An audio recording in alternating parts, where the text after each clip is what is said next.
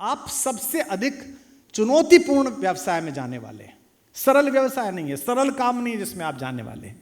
तो इसमें आपको अपनी शक्ति और उसके पर्क्स पहचानने पड़ेंगे कि आपको क्या पर्क्स मिलते हैं। आप उसकी दिक्कत समझ सकते हैं कि आर्थिक दिक्कत है, लेकिन दिल्ली में बैठकर जिनके पर्क्स करोड़ों रुपए में हैं, जिनको 20-20, 25-25 करोड़ रुपए का पैकेज मिलता है, अगर वो अनुकूल आंकड़ों के हिसाब से लिखते हैं तो वो अपराधी हैं, वो बड़े अपराधी हैं, उनका अपराध ज्यादा गिना जाना चाहिए।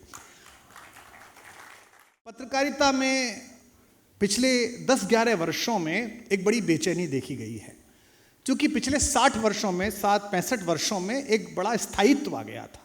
लोगों को पता चल गया था, लोगों को अंदाजा हो गया था कि वैचारिकी के खुदा किधर बैठे हुए हैं, किधर की तरफ मुंह करके क्या लिखने में क्या सुविधा प्राप्त होती है, ये आमतौर पर उन्हें पता चल गया था। 11 वर्षों में भारत का राजनीतिक परिदृश्य बदला है, भारत की वैचारिकी के मुख्य बिंदु बदले हैं, वर्षों से उपेक्षित विषय प्रासंगिक बने हैं और थोपे हुए विषय नेपथ्य में जा रहे हैं। ऐसे में कुलबुलाहट होनी स्वाभाविक है, बेचैनी होनी स्वाभाविक है। आज की तिथि में हमसे कोई पूछे, कोई बच्चा पूछ रहा था बाहर इंटरव्यू लेता हुआ, आप कौन सा अखबार पढ़ते हैं? मुझे क्षमा कीजिए, मेरे यहाँ 6-7 अखबार आते हैं, मैं पढ़ नहीं पाता, क्योंकि मेरे संपादकीय पढ़ने की आदत प्रारंभ हुई राहुल बारपुते से, प्रभाष जोशी से, राजेंद्र माथुर से, राजेंद्र अवस्थी से। आज जब मुझे पता है कि सेठ जी ने ये पत्रकारिता में जो अखबार छापा है, इसका संपादकीय किसी दूसरे लड़के से लिखवाया है, सेठ जी का सिर्फ नाम है, तो उस अखबार के संपादकीय पढ़ने में मेरी कोई रुचि नहीं है। वो काम आपको भी दिया जाएगा। आप सबसे अधिक चुनौतीपूर्ण व्यवसाय में जाने वाले हैं। सरल व्यवसाय नहीं है, सरल काम नहीं है जिसमें आप जाने वाले हैं। तो इसमें आपको अपनी शक्ति और उसके पर्क्स पहचानने पड़ेंगे कि आपको क्या पर्क्स मिलते हैं। पीछे बैठे हुए बच्चों, हम उस देश में हैं जहां छपे हुए और बोले हुए अक्षर को आज भी सत्य माना जाता है। मैंने 17 वर्ष विश्वविद्यालय में पढ़ाया है। हिंदी के विभाग में बैठे हुए बड़े बड़े प्रोफेसर जिन्होंने 20-20 पीएचडी करा रखी थी, वो किसी विषय पर बहस करते हुए कहते थे, अरे विश्वास जी आपको पता नहीं है आज के जागरण में छपा है। अब उन्हें ये पता नहीं होता था कि ये जो छपा है ये किस लड़के लड़की ने लिखा है और किस कारण से लिखा है। छपे हुए अक्षर का आज भी इतना सम्मान इस देश में है, बोले हुए शब्द का आज भी इतना सम्मान है। 88 वर्ष की आयु के मेरे पिता, जिनकी 18वीं पुस्तक इस बार आई है, जो कल्याण में नियमित लिखते हैं, जो मोहन जी के बड़े स्नेहिल इनके प्रति आशीर्वाद दाता हैं, संघ के पुराने स्वयंसेवक के जनसंघ के दिनों से, और लगातार लिखते पढ़ते हैं, वो आज भी यूट्यूब पर कोई एजेंडा फिक्सिंग की रील देखकर मुझसे पूछ लेते हैं, लाला ये क्या हुआ है? मैं उनसे कहता हूं ये लाइक्स लेने के लिए ऊपर थंबनेल लगा, ऐसा कुछ हुआ नहीं है, ऐसी कोई बात नहीं हुई है। इसका मतलब अभी आपके पास एक चीज सुरक्षित है जिसका नाम है क्रेडिबिलिटी, जिसका नाम है विश्वसनीयता। वही एकमात्र चीज है जिसके ऊपर आपको अपना पूरा जीवन लगाना। अब समस्या यहां यह हो गई है, बहुत सारे मित्र ऐसे बैठे हैं जो पहले चैनल्स में काम करते थे और अब विश्वविद्यालय में आए हैं या विश्वविद्यालय से चैनल्स में गए हैं। एक अखबार का संवाददाता, छोटे से गांव का, जिसको सेंटीमीटर में मिलकर पैसे मिलते हैं कि कितने इंच की खबर छपी, वो अगर स्थानीय कोतवाल साहब के किसी अनाचार को कम लिखता है तो आप उसकी बेचारगी समझ सकते हैं, आप उसकी दिक्कत समझ सकते हैं कि आर्थिक दिक्कत है।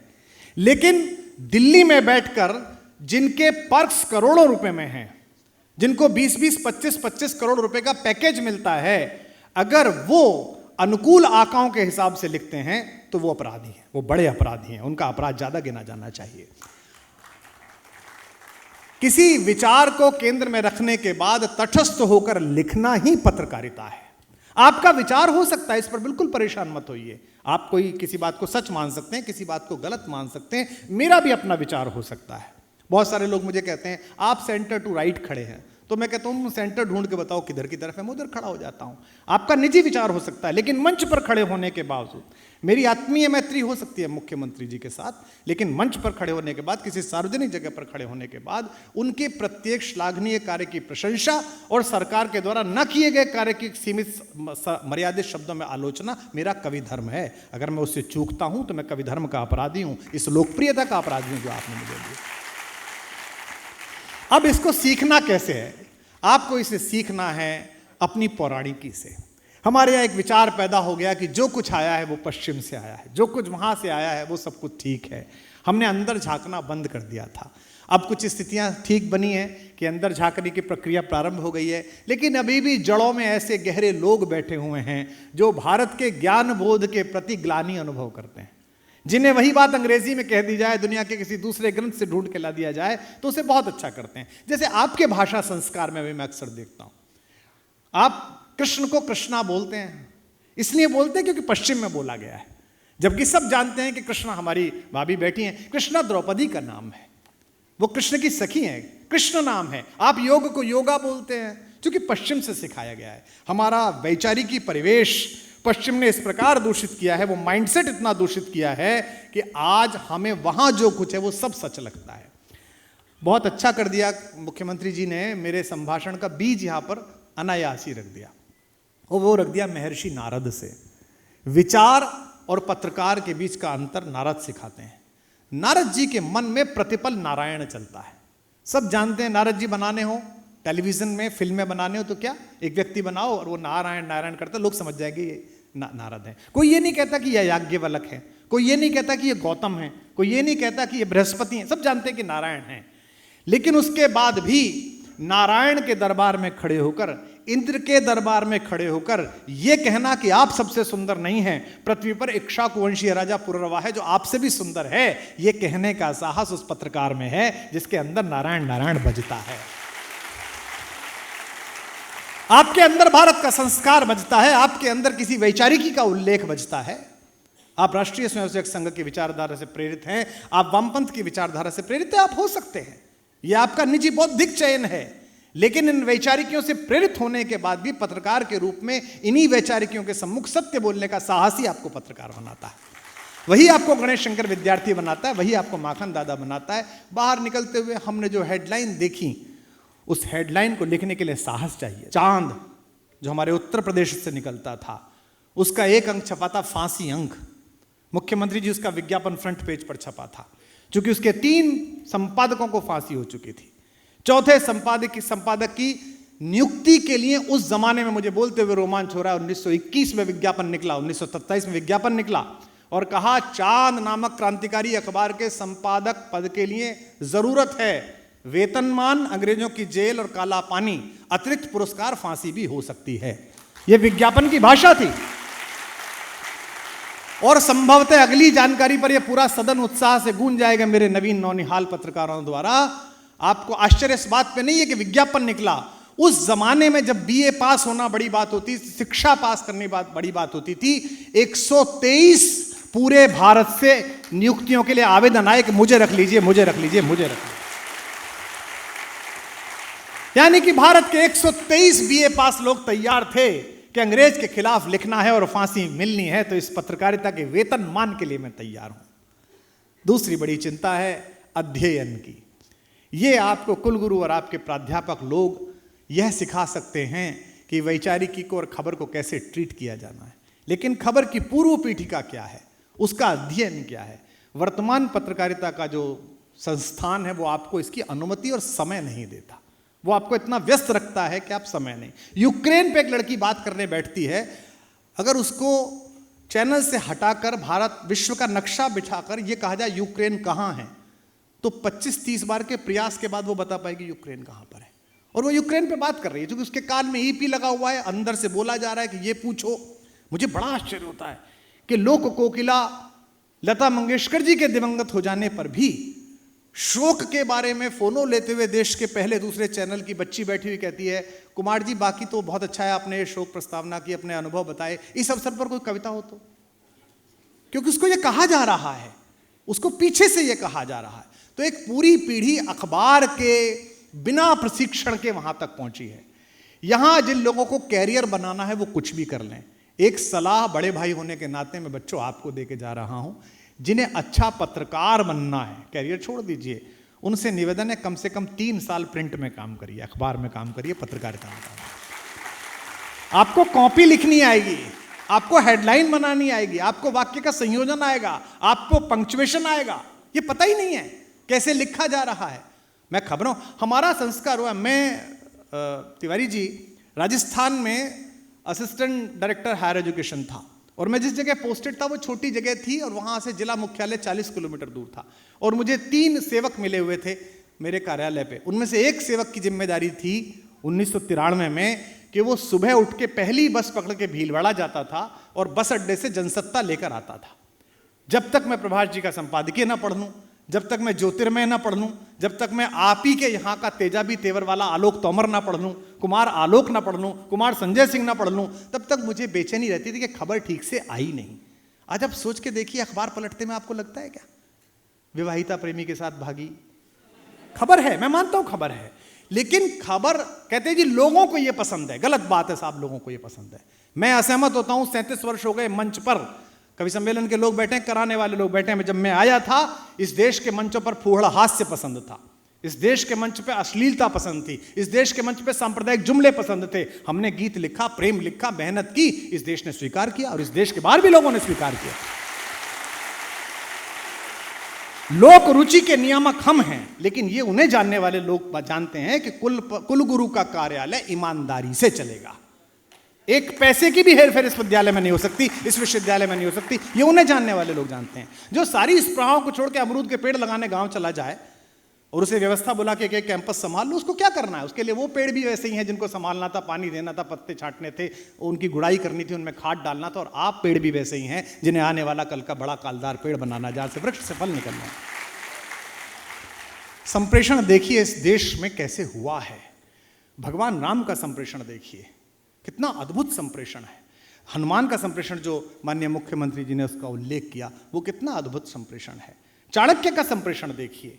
इस देश की युवा पीढ़ी 2 बार जब उठकर खड़ी हुई है हमारे ज्ञात इतिहासों में विरोध करने के लिए निरंकुश शासकों का, वो एक बार खड़ी हुई है चाणक्य के समय और एक बार खड़ी हुई है 77 में आपातकाल के समय। क्योंकि पुराना व्यक्ति तो प्रतिरोध करने में देर लगाता है। देखिए, बुरा मत मानिए, धीमे धीमे आग बुझती है, मस्तिष्क की मेधा की जिज्ञासाएं प्रबल होती हैं। मैं स्वयं खुद में महसूस करता हूं कि आज से 25 वर्ष पहले, 20 वर्ष पहले जो युत्सा थी, जो लड़ जाने की ताकत थी कि छोड़ेंगे नहीं, भिड़ जाएंगे, वो धीमे धीमे बंद पड़ी है।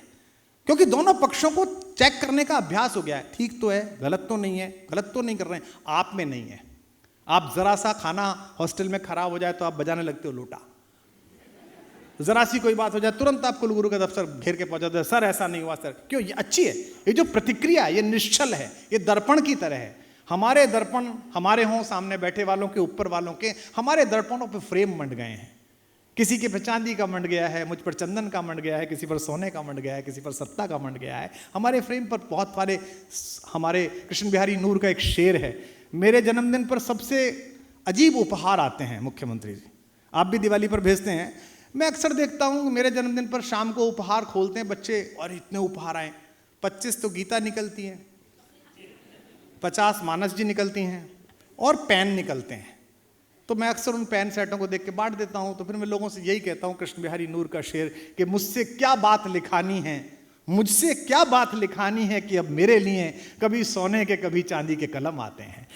तो आप तक सबसे अच्छी प्रतिक्रिया युवाओं की होती है। चाणक्य ने इस क्षमता को पहचाना, एक गुरु ने इस क्षमता को पहचाना, और कुलगुरु जी और यहां बैठे हुए प्रोफेसर्स, इन सब जो बैठे हुए हैं, ये मत सोचना कि ये चैनल हेड क्यों नहीं बने और यहां क्यों आए हैं। ये वो सीखे हुए लोग हैं जो आपको सिखा सकते हैं। जब सेल्यूकस भारत में सिकंदर के प्रतिनिधि के रूप में रुका और उसका संघर्ष चाणक्य के शिष्य चंद्रगुप्त के साथ हुआ, तो ये 2 राजाओं की लड़ाई नहीं थी, ये 2 विश्वविद्यालय कैंपसों की बौद्धिक क्षमता का संघर्ष था।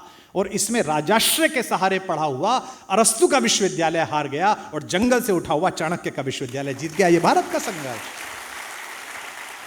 चाणक्य ने जिन 5 लोगों को बात सिखाई कि अगर यूनानी आ गए तो आग लग जाएगी, महिलाएं दूषित हो जाएंगी, जंगल काट दिए जाएंगे, नदी खराब हो जाएंगी, उसने किसी राजसत्ताओं के द्वार पर बात नहीं कही। उसने कही सार्थवाहों से जो गाड़ियां चलाते हैं, जो रास्ते बर्बाद करते हैं। उसने कही पिठमर्दों से जो मालिश करते हैं, क्योंकि उसी समय आदमी सबसे रिलैक्स रहता है, आदमी बात करता है। उसने कहा वेश्याघरों में, जहां आनंद प्रमोद के लिए लोग सुरापान के ले जाते हैं, वहां का। उसने कहा सार्थवाहों के साथ जाने वाले व्यापारियों से कि अगर आ गया तो सब छिन जाएगा। और इतना अद्भुत संप्रेषण हुआ, आप सब लोग उस पर शोध का विषय भी चुने, कि तक्षशिला से लेकर नालंदा तक बिना किसी चैनल के, बिना किसी ऑल इंडिया रेडियो के एक एक व्यक्ति को ये बात पता थी। और सेल्यूकस के साथ आए हुए यूनानी इतिहासकारों ने लिखा कि हमने विश्व विजय की, लेकिन सेना के अतिरिक्त गांव गांव से उठता हुआ प्रतिरोध, कुओं में जहर डालकर हमारा विरोध करने वाले लोग, हमारे रास्ते जला देने वाले लोग, खाई खोदने वाले ग्रामीण पहली बार हमने देखे। आम आदमी को इस प्रतिरोध के लिए तैयार किया चाणक्य के कम्युनिकेशन सेंटर ने, उसके पत्रकारिता के कौशल में। और यही बात आपातकाल के दौरान हुई।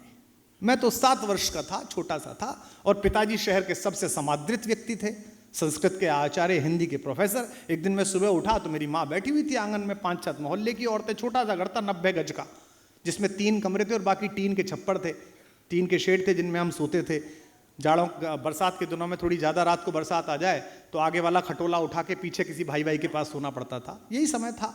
देखा तो माता बैठी हुई रो रही हैं और कुछ लोग खड़े, तो क्या हुआ? बड़े वाले भाई से पूछा, ने कहा पिताजी को पुलिस ले गई। तो हमारे मन में यह था कि पुलिस अपराधियों को ले जाती है, चोरों को, डकैतों को ले जाती है। लेकिन हमें पता चला कि अमर उजाला में उनका एक लेख छप गया संपादकीय के बगल में, उस समय की शासिका के खिलाफ, जिसकी तुलना उन्होंने औरंगजेब से कर दी। और सुबह विश्वविद्यालय के एक प्राध्यापक को इस आरोप में उठा लिया गया कि ये रेलवे के सिग्नल को तोड़ने की कोशिश कर रहे थे, और एक समय वहां बिताया। लेकिन उस समय भी जयप्रकाश नामक एक व्यक्ति ने, एक बुजुर्ग आदमी ने, जो आजादी के आंदोलन में भी खड़ा था, जब लौ उठाई तो घिसे पिटे नेता तो बाहर देख कर आए। सबसे पहले बाहर तो आप निकले, युवा निकले, विश्वविद्यालय के छात्र निकले। मुख्यमंत्री जी को याद होगा 0 ईयर घोषित किया गया था, सबको पास किया गया था, क्योंकि अधिकांश बच्चे आंदोलन के अंदर आ गए थे। रामकथा में भी संप्रेषण का यह कौशल आपको देखने को मिलता है। जब भगवान राम वनवासियों से, वंचितों से, दलितों से, पिछड़ों से संवाद करते हैं, इस पूरे मार्ग में गुजरते हुए उन्होंने जिनसे संवाद किया है उस कभी भी अपनी प्रभुता और गुरुता का बखान नहीं किया। एक सामान्य नागरिक की तरह वो उनसे मिले, सामान्य हितचिंतक की तरह मिले, और संस्कृतियों का सम्मान करना। 2 संस्कृति अलग अलग हैं, एक वानर संस्कृति, एक राक्षस संस्कृति है। वानर संस्कृति में अनुज वधू के साथ विवाह निषेधित है, वो वनवासियों की, प्राकृतिक लोगों की। राक्षस संस्कृति में उचित है। राम जी एक ही यात्रा में 2 काम करते हैं। बाली को इसलिए दंड देते हैं कि उसने अपनी अनुज वधू पर कुदृष्टि डाली, और कहते भी हैं मरते हुए वाली से, अनुज वधू भगिनी सुतनारी, सुन सठ कन्या समय चारी, इन्हें कुदृष्टि विलोकई जोई, ताई हने कछ दोष न होई। और उधर लंका में जाकर रावण के दिवंगत हो जाने के बाद रावण की 5 कन्याओं में पूजित हमारे मेरठ की रहने वाली माता मंदोदरी का विवाह वहां के राजा विभीषण से करा देते हैं, क्योंकि संस्कृतियों का आदर है। आज नॉर्थ का पत्रकार दक्षिण में नहीं खपता, दक्षिण का पत्रकार नॉर्थ में नहीं खपता। हमारे दिल्ली के चैनल्स में मध्य प्रदेश के पत्रकार का भाषा तेवर अलग है, पहाड़ के पत्रकार का अलग है। यह जो राष्ट्रीय एकता और समरसता है, ये भी इस कैंपस से आप लेके जाए। और संयोग से मैं ऐसी जगह खड़ा हुआ हूं जहां इन दिनों राष्ट्रीय समरसता के सांस्कृतिक पृष्ठ को गढ़ने वाले आचार्य की बड़ी भूमिका रही है। ये आचार्य शंकर की भी कर्मभूमि है। आचार्य शंकराचार्य भी यहीं से गुजरे हैं, और ओंकारेश्वर में उनका भव्य काम अभी मुख्यमंत्री जी के नेतृत्व में हो रहा है। तो आप सबसे आने वाले कल के लिए जो 2-3 बात मुझे कहनी थी, उनमें से 1-2 बात और रह गई, उसके बाद मैं विराम दूंगा आपको। आप जब चैनल्स में जाएंगे, आप जब यहां से पढ़ के जाएंगे, सबसे पहले तो आप अपनी परंपरा का इतिहास पढ़ें।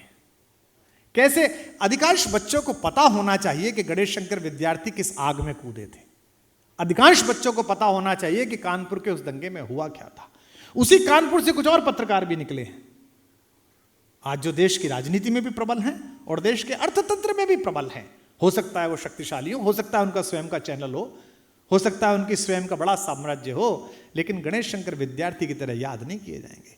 हेतु पता कर लो लाइफ का, जीवन का हेतु पता कर लो। उपदेश में नहीं कह रहा बेटा, अपने जीवन से सीख कर कह रहा हूं। जहां मैं खड़ा हूं, मेरे ऐसे होने पर 1000 लोग दुखी हैं कि मैं ऐसा क्यों हूं। लोगों को लगता है कि मैं उधर क्यों नहीं हूं, मैं उधर क्यों नहीं हूं, मैं वहां क्यों नहीं चला गया। लेकिन ये चयन है, क्योंकि आप अंदर की डेस्टिनी पहचान लो। अगर इस विश्वविद्यालय में एडमिशन लिया है तो पत्रकार बनने के लिए लिया है, कुछ और बनने के लिए तो लिया नहीं है कि कुछ नहीं कर पा रहे थे तो यहां आ गए। यहां तो एडमिशन भी बहुत मुश्किल से होता है, आपका टेस्ट ही बड़ा मुश्किल है, कुछ ही बच्चों का हो पाता है। तो आप सब मेहनत से यहां पहुंचे हैं। अब आपको कॉर्पोरेट का पत्रकार बनना है, आपको कॉर्पोरेट कम्युनिकेशन में जाना है। अच्छा, कुछ बच्चियां परेशान है, हो सकता है तुम फंस गए हो, कोई दिक्कत नहीं है। पर बेटा अब आ गए हो, लैंड कर गए हो, तो पत्रकार के अलावा कुछ नहीं बन सकते। जितनी जल्दी डेस्टिनी पहचान लोगे उतनी जल्दी जीवन सफल होगा। हमसे लोग कहते हैं कि इस व्यावसायीकरण के कारण भी कहते हैं कि कवि सम्मेलन की कविता महंगी कर दी। बाहर भी एक बच्चा पूछ रहा था 35-40 लाख की कर दी। इसलिए नहीं कर दी कि स्वयं को चाहिए, कुछ दिन की बात और उसके बाद तो ये भी बदलना है, ये भी जाना है, कुछ और ही आना है शरीर पर। ये इसलिए कर दी क्योंकि एक बार इस संस्थान को सम्मान मिल जाए। अन्यथा धन हेतु नहीं है कलाकार का और पत्रकार का, धन हेतु नहीं है। दुनिया के किसी भी आत्मदीपित मस्तिष्क और आत्मा का सबसे बड़ा दुरुपयोग है उससे धन कमवाना। और ये कमाने के बाद मैं सीखा हूं, इसलिए आप भी कमाओ, कोई दिक्कत नहीं है, लेकिन नैतिकता के साथ कमाया। इसीलिए काजल की जिस कोठरी में गया था प्रवास करने के लिए, वहां से भी निष्कलंक निकल कर आया, आनंद के साथ बाहर आया। क्योंकि आपकी नियति है कवि होना, आपकी नियति है सार्वजनिक संवाद करना। आप थोड़ी सी मेहनत करके, दिल्ली की थोड़ी मेहनत करके, भोपाल की मेहनत करके, रायपुर की मेहनत करके, कितनी भी मेहनत कर लूं मैं इतना धन नहीं कमा सकता कभी भी जीवन में, पूरे जीवन में, कि मैं मुकेश भाई के बराबर हो जाऊं। और मुकेश भाई 1000 नोबेल पुरस्कार विजेताओं के ट्यूशन लगा लें, वो कभी मेरे बराबर बोलने की क्षमता नहीं पा सकते। हम दोनों के बीच एक समझौता होना चाहिए। अगर उनके घर पर भोजन कराने के लिए 20 व्यक्ति हैं तो मेरे घर पर भी भोजन कराने के लिए एक व्यक्ति तो होना चाहिए। उनके पास अगर 100 गाड़ियों का फ्लीट है तो मेरे पास भी 2 वाहन तो होने चाहिए। इतनी ही मुझे अर्थ की तृष्णा होनी चाहिए, और अपने शेयर ब्रोकर्स को साल में एक बार अपनी प्रगति की बात वो बता सकें, इतने उनके पास शब्द होने चाहिए। यदि मैं उससे ज्यादा धनी बनने का प्रयास करूंगा तो मेरा नाश निश्चित है, और उससे ज्यादा वो वक्ता बनने का प्रयास करेंगे तो उनकी कंपनी का डूबना भी निश्चित है।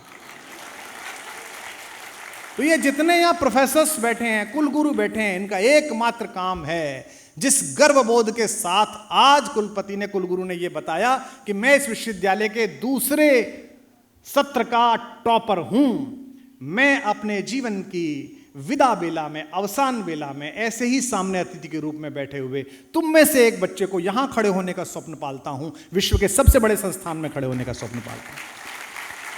या किसी एयरपोर्ट की लॉन्ज में मिलते हुए, पैर छूते हुए तुम में से किसी एक बच्चे से, बच्ची से सुनना चाहता हूं कि मैं आजकल इस चैनल का हेड हूं, आप हमारे कैंपस के शुभारंभ सत्र में आए थे। क्योंकि जो आकर्षण वहां है, देखिए जीवन चलाने के लिए तो आपको भेजा गया है, तो उतना तो आपको मिलना चाहिए, 2 वक्त का भोजन हो, सुविधाएं हो, और इतना सारे संस्थान देते हैं। मैं अपने ब्यूरोक्रेसी के दोस्तों में भी कहता हूं, मेरे ब्यूरोक्रेसी के बहुत पुराने मित्र यहां पर बैठे हैं, आचार्य साहब और भी बहुत सारे मित्र हैं, आजीवन चिंता करती है ये व्यवस्था आपकी, आजीवन घर, आजीवन मकान, आजीवन सब चीजें चिंता करती है। इससे आगे की चिंता, इससे आगे की निजता की चिंता आपके नैसर्गिक पतन का सहज मार्ग है। तो पत्रकार मित्रों और भविष्य के पत्रकार मित्रों जो यहां बैठे हो, ये रील्स में चमकते हुए चेहरे जैसे मैं अक्सर देखता हूं आप, और मुझे बड़ी कोफ्त होती है कि बंबई में एक दूसरे कैडर के अभिनेता, पहला कैडर का है भी नहीं, उनकी तीसरी पत्नी के दूसरे बच्चे के पीछे आप भागे हुए हैं। अब वो मुड़ा, अब उसने खाया, अब उसने खिलौना गिराया, वो तो उन लोगों ने सुविधा नहीं दी, वरना आप बाथरूम में भी जाएं। मैं ये नहीं कहता कि ये सूचना नहीं मिलनी चाहिए। अब आप क्या कहते हैं, लोग ऐसा देखना चाहते हैं। नहीं, लोग देखना नहीं चाहते, आपने ऐसा देखना सिखाया, आपको ये सरल लगी, आपको ये बात बहुत अच्छी लगी। हाँ, टैरिफ बढ़ती हुए टैरिफ में वो जो एक भूरे बालों वाला फूफा है,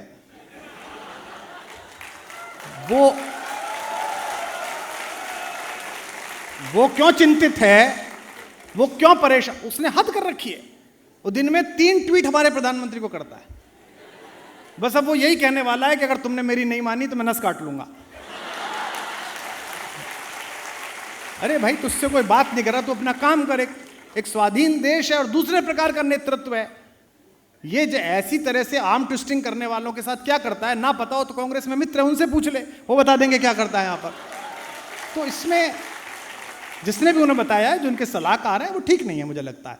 इस पर आपको अध्ययन करना पड़ेगा कि बढ़ती हुई टैरिफ की धमकी के बीच भारतीय अर्थव्यवस्था का कैसे पुनरुद्भव संभव है, कैसे हमारा छोटा काम करने वाला, मध्यमवर्ती काम करने वाला, जिस पर आप बड़ा काम कर रहे हैं, मेले लगा रहे हैं, उसको आप कैसे खड़ा कर सकते हैं। मैं सुबह उठता हूं तो पहला कोलगेट मुझे बाहर का मिलता है, मुझे पहला ब्रश बाहर का मिलता है, एक ब्रश नहीं बना सकता क्या भारत? एक रेजर नहीं बना सकता? यह अच्छा अवसर मिला है।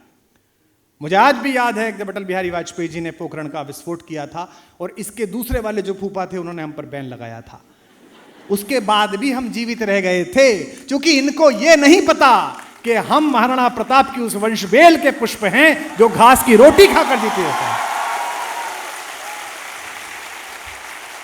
150 करोड़ लोगों का स्वतः स्फूर्त देश है, आत्मस्फूर्ति से दीपित है। इसमें सरकार केवल तटबंध बनाकर इस पानी का नियमन कर दें। और एक बात मुझे बहुत अच्छी लगी जो मुख्यमंत्री जी ने कहा कि हम तो जो भी सीट बेल्ट बांध देता है उसके साथ हैं। शिक्षा के हर परिसर में मैं यह कहता हूं, विधायी रूप से आप इस संस्थान के सर्वोच्च पद पर हैं मुख्यमंत्री जी, लेकिन शिक्षा और कला ये दो क्षेत्र ऐसे हैं जिनमें सत्ता का नियंत्रण नहीं, प्रबंधन आवश्यक है। नियंत्रण संपूर्ण रूप से गुरु परिवार पर रहना चाहिए, कुलगुरु पर रहना चाहिए, विश्वविद्यालय के प्राध्यापकों पर रहना चाहिए। ये जिस दिन जो सत्ता सीख जाएगी उसी का भला होगा। व्यवस्था जहां सीख जाएगी। हम अभी एक इंजीनियरिंग कॉलेज के उद्घाटन के लिए गए थे उज्जैनी में। विक्रम विश्वविद्यालय में डॉक्टर शिवमंगल सिंह सुमन कुलपति हुआ करते थे। भागलपुर विश्वविद्यालय में राष्ट्रकवि रामधारी सिंह दिनकर कुलपति थे। अन्यथा कुलपतियों की, कुलगुरुओं की आभाएं राजनीतिक अतिक्रमणों के कारण क्षीण होने लगी। उनके निजी अनुभव, उनकी निजी मेधा, उनकी निजी प्रतिभा से तो आपका यह भी सौभाग्य है कि इस परिसर के प्रारंभिक दर्द समझने वाला एक दर्दमंद हमसफर आपको मिला है कुलपति के रूप में, कुलगुरु के रूप में। आपका यह भी सौभाग्य है कि एक ईमानदार व्यक्ति मिला है। तो ये भी पता है जो पेड़ जहाँ लगेगा वहीं लगेगा, जो फर्नीचर जहाँ रहेगा वहीं रहेगा, जो नियुक्ति होगी वो सही नियुक्ति होगी। और आपका ये भी सौभाग्य है कि मुझ जैसा व्यक्ति जिसे अच्छी सरकारें और अच्छे हमारे मित्र भी 35 से 30 लाख नहीं करवा पाते, वो फ्री आपके बीच आता रहेगा। ये भी आपका सौभाग्य है।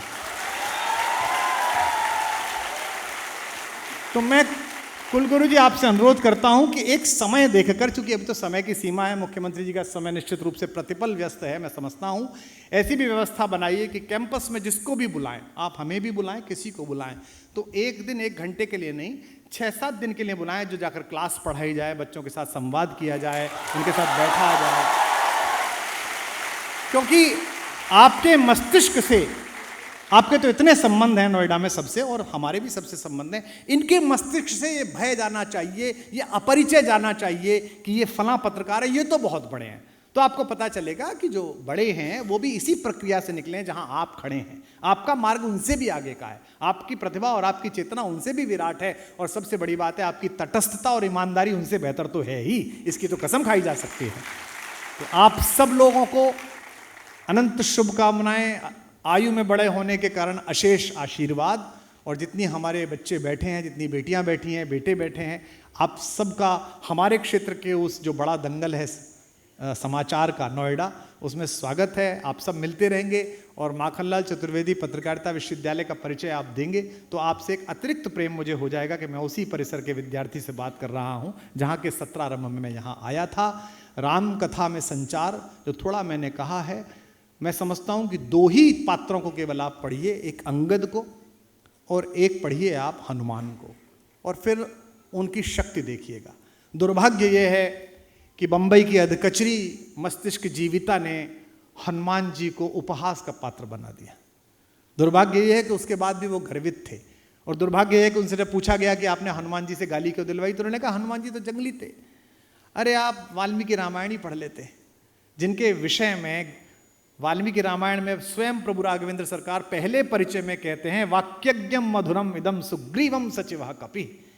हे लक्ष्मण, यह सुग्रीव का सचिव निश्चित रूप से वेदों का ज्ञाता है, वन्यता इतना अच्छा व्याकरण, इतनी अच्छी भाषा कोई बोल नहीं सकता जो ये बोल रहा है। और अब हनुमान जी की पत्रकारिता की तटस्थता का वर्णन देखिए आप, इस पर आप ध्यान रखिएगा और इसे नोट करिएगा अपने जीवन में सदा। हनुमान से बड़ा राम जी का कोई भक्त नहीं है, इसीलिए इस देश में भरत जी का मंदिर नहीं है, सुग्रीव जी का मंदिर नहीं है, हनुमान का मंदिर है। मुझसे किसी ने पूछा था कि सुग्रीव का मंदिर क्यों नहीं है, जबकि सहायता तो सुग्रीव ने ज्यादा की थी, हनुमान जी तो उनके प्रधानमंत्री, तो उनका क्यों मंदिर है? सुग्रीव की सहायता ट्रीटी थी, तुम मुझे मेरा राज्य दिला दो, मैं तुम्हें पत्नी दिला दूं। जब आप किसी के साथ ट्रीटी करते हैं, व्यापार करते हैं, तो नुकसान फायदा देखते हैं, आप व्यापार देखते हैं। हनुमान की भक्ति समर्पण है, प्रभु मुझसे कुछ नहीं चाहिए, मैं जो कुछ कर सकता हूं वो आपके लिए समर्पित है, बताइए क्या करना है। इसीलिए हनुमान का मंदिर है। वही हनुमान जब रावण से मिलकर आते हैं, तो रावण से मिलकर आने के बाद जो उन्होंने भगवान के सामने, राघवेंद्र सरकार के सामने रावण का वर्णन किया है, वो पत्रकारिता का सर्वश्रेष्ठ उदाहरण है। शत्रु में भी क्या अच्छाई है इसका वर्णन किया है। अहो रूपमान द्युति सर्वलक्षण लक्षणता, कहते हैं वो इतना सुंदर है प्रभु, समस्त प्रकार के लक्षणों से युक्त है। उसकी नासिका ऐसी है, उसके कुंतल ऐसे हैं, उसकी आवाज में बेस इतना है, जैसे हमारे संचालक जी, उसकी आवाज में इतना बेस है, वो ऐसे बोलता है, वो ऐसे संतुष्ट करता है। यह किसकी प्रशंसा कर रहे हैं? राम जी के घनघोर शत्रु अनाचारी रावण की, जो परिस्थिति का हरण कर चुका है। लेकिन इस समय भूमिका में किसमें है? पत्रकार की भूमिका में। तो मंत्री जी फूफा लगते हैं, लेकिन चैनल का माइक हाथ में हो और मंत्री जी का अनाचार हो तो अंदर के हनुमान को जगाना कि सच तो बोलना ही पड़ेगा, बात तो कहनी ही पड़ेगी। यह सब सर्वोत्कृष्ट उदाहरण है। दूसरा पत्रकार भेजा गया है जानकारी लेने के लिए और बात कहने के लिए, दूसरे पक्ष में अंगद भेजा गया है। अंगद जैसा पत्रकार, इसमें एक बात सदा ध्यान रखना, सब कुछ छोड़ देना, सब में तटस्थ रहना। केवल एक चीज है जिसमें अपनी पत्रकारिता की मर्यादा को भी एक तरफ रख देना, वो है राष्ट्र धर्म, देश पर बात आए। तो ये मत सोचना, क्योंकि हमारे देश में कुछ लोग ऐसे भी हैं जो पत्रकारिता की आड़ में राष्ट्र धर्मिता के विपरीत जाते हैं। हम मुख्यमंत्री के खिलाफ चुनाव प्रचार कर सकते हैं, उनके खिलाफ लड़ सकते हैं, प्रधानमंत्री के खिलाफ लड़ सकते हैं, लेकिन विश्व का दूसरा कोई महनीय अहंकारी शासक अगर मेरे प्रधानमंत्री से लड़ रहा है तो वो किसी पार्टी के व्यक्ति से नहीं लड़ रहा है, वो भारत से लड़ रहा है और मैं भारत का नाते उसके साथ हूं। अंगद को भेजा गया। अंगद पहली रात गया है मनाने के लिए आखिरी प्रयास में, क्योंकि एक बार फिर प्रयास किया जा रहा है। हनुमान ने कहा मैं जाऊं, भगवान ने कहा तुम मत जाओ, तुम पिछली बार गड़बड़ हो गई, तुम रहो जाए, अंगद तुम जाओ। अंगद गया। अंगद शालीन है, लेकिन अंगद ने संवाद किया है वो किस प्रकार मनोबल क्षीण कर सकता है पत्रकार, अनाचार को किस प्रकार उसके मनोबल से हीन कर सकता है, अंगद इसका उदाहरण है। अहंकार में पड़े हुए रावण ने पूछा कौन है, किसका लड़का है, कौन है? कौन को सुत? बाली का। को बाली? कौन बाली? जानता तो है कि बाली कौन है, लेकिन आप चमचों से घिरे हुए बैठे हो और एक ऐसा आदमी आया जिसके पिताजी ने आपको पीटा हो, तो आप ये थोड़ी कहोगे कि मैं पिताजी को जानता हूं। कौन को सुत? बाली का। को बाली? तो वो अहंकार में नहीं कहता। अंगद कहता न जानिए, भूल गए, शायद आपको याद नहीं होगा, मेरे पिताजी वही बाली जिन्होंने आपको मार के यहां दबाया और 7 बार सागर की परिक्रमा करी थी, मैं उन्हीं का बेटा। कौन को सुत? बाली को बाली न जानिए, पोटरी कांख में चापी रहे, सागर सात नहात बखानिए। फिर पूछता है सागर कैसे तरियो, समुद्र कैसे पार करा, इतना दुष्कर काम। जैसे गोपद, जैसे गाय पैर रख दे कीचड़ में उसको पार कर लेते हैं। और आखिरी बात जो कही है उस पर तो उसी रात रावण युद्ध हार गया, उसका मनोबल टूट गया, उसके चेलों का मनोबल टूट गया। कौन को सुत बाली का, सागर कैसे तरियो जैसे गोपद। काज कहा, किस लिए आया है? तो बोले कि मैं किष्किंधा में रहता था, मैंने सोने के चोर देखे, चांदी के चोर देखे, पशुओं के चोर देखे, दूसरे की पत्नी का चोर नहीं देखा था, उसे देखने की बड़ी इच्छा थी, तो इसलिए मैं यहां पर आया। काज कहा सिय चोर ही देखो सीता के। अभी हमारे ऑपरेशन सिंदूर के समय भी आप लड़ रहे थे, मैं जिस बात पर आ रहा हूं, आप भी लड़ रहे थे, सेनाएं लड़ रही थी, देश का नागरिक तटस्थ भाव के साथ देख रहा था, लेकिन पत्रकार लड़ रहा था। क्योंकि आजकल वॉर और पहले से वॉर प्रोपेगेंडा में लड़े जाते हैं, विश्व युद्ध में भी लड़े गए हैं। कोई बाप अपने बेटे का नाम दुर्योधन नहीं रखता, कोई बाप अपने बेटे का नाम बुरा शासन दुशासन नहीं रखता, कोई बाप अपनी बेटी का नाम चरित्रहीन नहीं रखता। दुश्शला, उसका नाम सुशीला है, उस दुर्योधन का नाम सुयोधन है, उस दुशासन का नाम सुशासन है। पर चूंकि पांडव विजेता हो गए और इतिहास लेखन सत्ता के जो निकटस्थ लोग होते हैं उनके हाथ में आता है, तो हारे हुए विलेन को दुर्योधन लिखा गया, उसको दुशासन लिखा गया, दुश्शिला लिखा गया। तो समय के वेदव्यासो, आपके हाथ में ये निर्णय है कि जब तक इस युग की महाभारत का निर्णय नहीं हो जाता, तब तक आप कौरवों और पांडवों के बीच कृष्ण की तरह खड़े हुए उसी तटस्थ भाव के साथ गीता पढ़िए, जैसा उस योगेश्वर ने पढ़ा था जिसका जन्मदिन हम मना कर बैठे हैं।